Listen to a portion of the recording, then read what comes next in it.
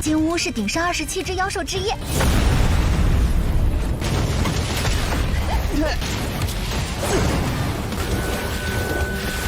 那就陪你玩个够！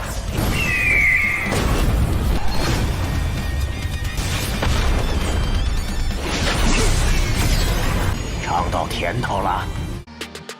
Halo guys, balik lagi bersama Mimin from Zero. Di video kali ini Mimin bakalan kembali melanjutkan alur cerita series Donghua berjudul Martial Conjurer of the Cosmos episode 34 dan 35 ya.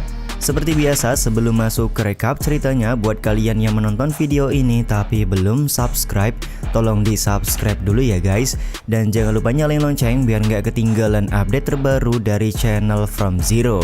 Playlist untuk series Donghua ini juga udah tersedia bagi kalian yang baru aja bergabung dan belum nonton episode sebelumnya ya.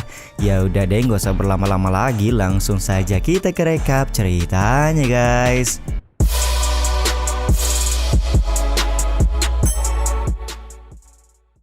Cerita episode kali ini dimulai dengan serangan yang dilakukan oleh Tetua Lu kepada Jiang Han. Ketika sedang melakukan pertarungan, tiba-tiba saja ada sebuah panci yang menghadang Tetua Lu, yang mana panci tersebut berasal dari seorang gadis bernama Lucy. Diketahui Lucy merupakan anak dari Tetua Lu. Lucy mengomel kepada ayahnya karena dia malah menakut-nakuti murid baru, padahal aula Feisian saat ini membutuhkan banyak orang. Lucy kemudian menginterogasi Jiang Han karena dia ingin mengetahui asal-usul dari Bang MC. Kelakuan dari Lucy tentu saja membuat ayahnya marah-marah, akan tetapi Lucy membalas dengan berkata sebaiknya ayahnya segera mencari istri baru karena selama ini dia tidak ada yang mengurus. Sementara itu, Xianglang, Zuoyi, dan Bai Liju baru selesai makan malam. Mereka kaget karena ternyata sudah berkumpul rekan-rekan lain di halaman depan.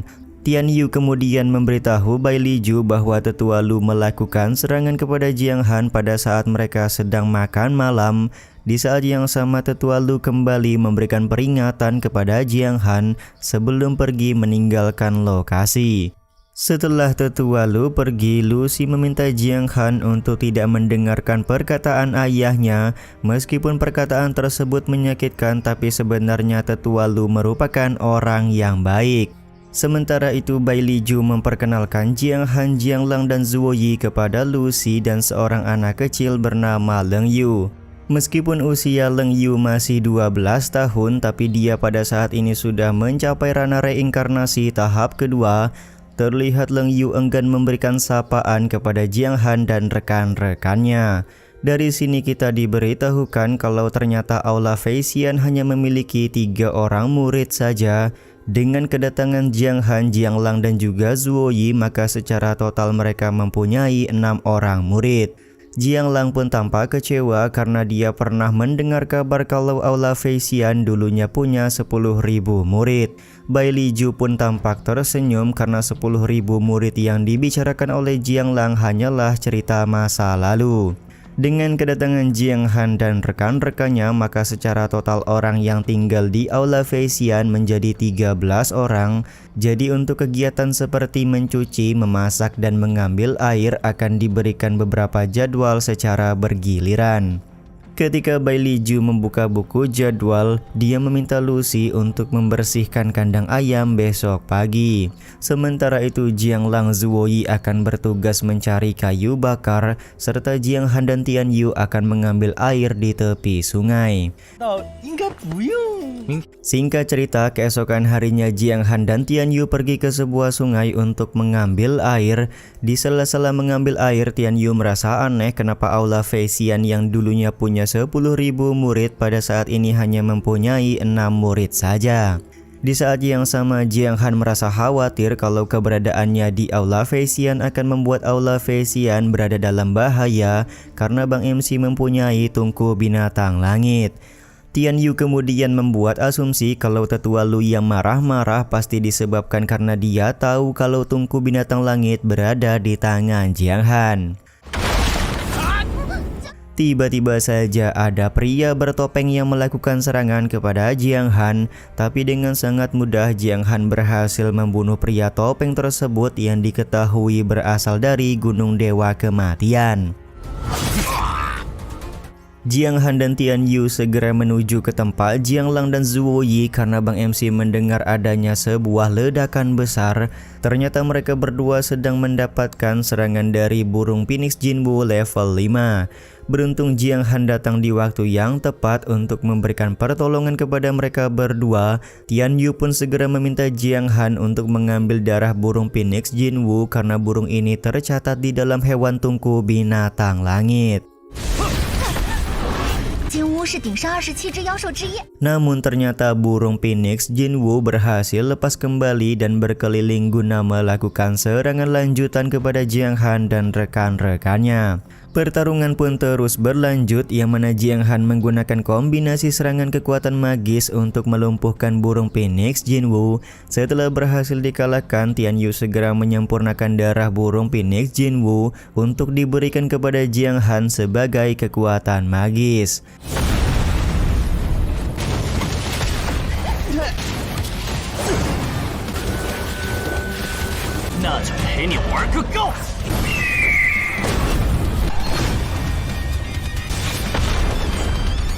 Berkat menyempurnakan darah burung Phoenix Jinwu, Jiang Han berhasil menaikkan ranahnya ke tahap Mountain NC tingkat ketiga. Tiba-tiba saja dari arah kejauhan muncul lagi pria bertopeng yang melakukan serangan kepada Jiang Han. Namun lagi dan lagi dengan sangat mudah belati milik Bang MC berhasil membunuh orang tersebut. Jiang Lang pun langsung menyadari kalau orang bertopeng ini berasal dari Gunung Dewa Kematian, yang mana Gunung Dewa Kematian pula lah yang menembakkan meriam kepada mereka beberapa waktu yang lalu. Tak lama setelah itu, Bai Li Ju dan Leng Yu datang ke lokasi serta menanyakan kondisi dari Jiang Han, Jiang Lang dan Zuo Yi. Jiang Lang menjelaskan mereka bertiga mendapatkan serangan dari orang Gunung Dewa Kematian dan burung Phoenix Jinwu. Beruntung ada Jiang Han yang memberikan pertolongan. Di saat yang sama, Jiang Han merasa heran kenapa anggota Gunung Dewa Kematian bisa muncul di tempat ini. Bai Li Ju memberikan penjelasan kalau Gunung Dewa Kematian merupakan bawahan dari Istana Qingyi yang tidak pernah akur dengan Aula Fei Xian. Kejadian hari ini akan Bai Li Ju laporkan kepada ketua aula terlebih dahulu. Singkat cerita, Bai Li Ju sudah melaporkan penyerangan anggota Gunung Dewa Kematian kepada ketua aula. Tampak ketua aula cukup kaget karena Jiang Han berhasil mengalahkan anggota Gunung Dewa Kematian serta membunuh burung Phoenix Jinwu. Tetua Lu kemudian meminta Bai Li Ju untuk segera keluar karena ada sesuatu yang ingin dia bicarakan dengan ketua aula. Tetua Lu masih tidak bisa menerima kenapa ketua aula membiarkan Jiang Han menjadi murid di aula Fei Xian mereka, padahal Jiang Han mempunyai tungku binatang langit. Jika kabar sudah tersebar, maka aula Fei Xian akan mendapatkan ancaman dari seluruh sekte yang ada di Laut Bintang Kacau. Ternyata ketua aula hanya bisa menjalankan perintah leluhur aula Fei Xian saja, jadi dia tidak bisa berbuat banyak.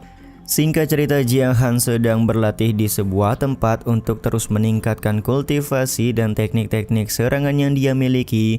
Tak lama kemudian ketua aula mendatangi Jiang Han sembari memberikan pujian karena Jiang Han sangat rajin untuk berlatih.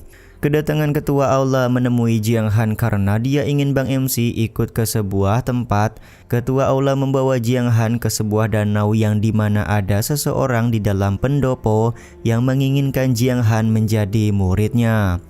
Setelah Jiang Han masuk ke dalam pendopo, Bang MC langsung melihat sebuah lukisan yang sangat mirip dengan kedua orang tua dari Bang MC. Tak lama setelah itu, seorang pak tua bernama Lu Wuming muncul di hadapan Jiang Han. Ternyata Lu Wuming merupakan leluhur dari aula Fei Xian. Lu Wuming ingin menjadikan Jiang Han sebagai muridnya karena memiliki janji kepada kedua orang tua Jiang Han. Diketahui 300 tahun yang lalu, aula Fei Xian mendapatkan serangan dari 3 sekte besar dan hampir punah. Beruntung ayah dan ibu Jiang Han datang di waktu yang tepat untuk memberikan pertolongan dengan menyelamatkan beberapa orang di aula Fei Xian termasuk Lu Wuming. Sebelum kedua orang tua Jiang Han meninggalkan aula Feixian, mereka berdua sudah berpesan 300 tahun lagi jika anakku Jiang Han datang, maka Lu Wuming diminta untuk menjaganya dengan baik. Penjelasan Lu Wuming tentu membuat Jiang Han kaget karena bagaimana bisa kedua orang tuanya sudah memprediksi bahwa dirinya akan datang ke aula Feixian. Karena Jiang Han harus menyelamatkan Ling Er, maka dia bersedia untuk menjadi murid dari Lu Wuming. Lu Wuming pun segera meminta Jiang Han untuk menunjukkan bilah yang selama ini Bang MC gunakan untuk bertarung. Melihat bilah tersebut, Lu Wuming langsung sadar kalau bilah ini bernama Fan Tian Jingxi. 300 tahun yang lalu dia membuatnya untuk diberikan kepada orang tua Jiang Han. Ternyata selama ini Jiang Han tidak mengetahui kalau senjata bilah yang dia gunakan mempunyai kekuatan yang besar. Lu Wuming berkata jika Jiang Han ingin melihat kekuatan sesungguhnya dari Fan Tian Jingxi, maka dia harus berada di ranah reinkarnasi terlebih dahulu. Lu Wuming juga sudah mempersiapkan hadiah pertemuan pertama kepada Jiang Han. Dia kemudian membawa Jiang Han masuk ke dalam lautan kesadarannya. Di dalam lautan kesadaran ini, Jiang Han menyadari kalau Lu Wuming sudah mencapai ranah immortal bumi atau ranah terakhir. Namun jika dibandingkan dengan ketua istana Qingyi, Lu Wuming masih berada di bawahnya karena hanya mempunyai 5 roda spiritual. Sementara yang diketahui saat ini ketua istana Qingyi sudah mempunyai 9 roda spiritual. Lu Wuming menjelaskan kalau ketua istana Qingyi merupakan satu-satunya orang yang sudah mempunyai 9 roda spiritual di seluruh Laut Bintang Kacau.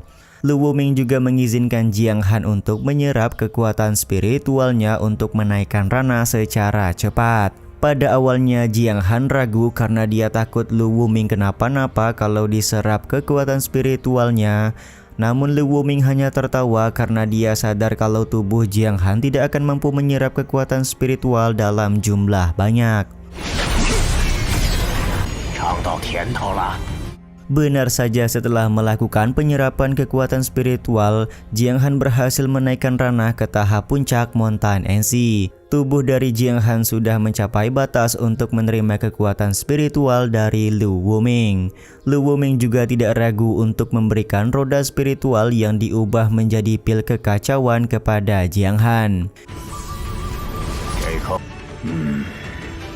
Singkat cerita, Jiang Han sudah kembali ke kediamannya dan sudah minum sebanyak 10 teko air putih semenjak dia diberi kekuatan spiritual tambahan oleh Lu Wuming. Tiba-tiba saja Zuo Yi datang menemui Jiang Han karena Gunung Dewa Kematian sedang melakukan penyerangan. Scene ini juga sekaligus menutup episode kali ini ya guys. Ya udah deh, sampai di sini dulu aja video kali ini.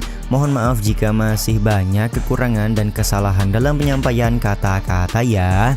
Terima kasih untuk kalian yang udah pada nonton dan jangan lupa subscribe serta nyalain loncengnya ya guys. Mimin selaku penulis narasi, tukang voice over dan tukang edit video pamit undur diri.